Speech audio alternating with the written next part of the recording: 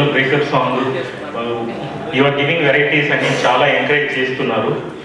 ఒక సాంగ్ గురించి ఆల్రెడీ చెప్పాను, విష్ణు గారు నాకు ఇచ్చిన బూస్ట్. ఎంకరేజ్మెంట్ దొరకదా అని నేను వర్క్ చేస్తానండి.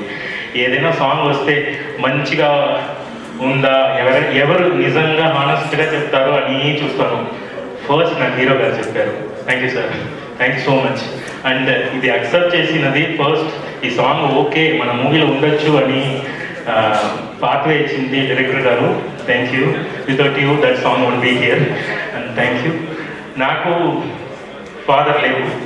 ఒక ప్రాజెక్ట్ చేసినప్పుడు ఎవరైనా ఫాదర్లీ ఫిగర్ వచ్చి నన్ను చూసుకుంటారు, నన్ను బాగా చూసుకుంటారు అని హ్యాపీగా ఒకరిని నేను చూస్తాను.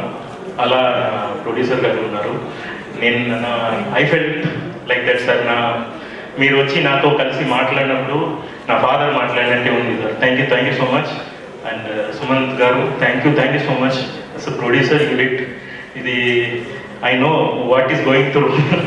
అండ్ ఎవ్రీ ఈ సినిమాలో బయట నవ్వుకున్నాం కానీ వెనకాల చాలా ప్రెషర్స్ ఉంటాయి, ఇవన్నీ హ్యాండిల్ చేస్తున్నారు.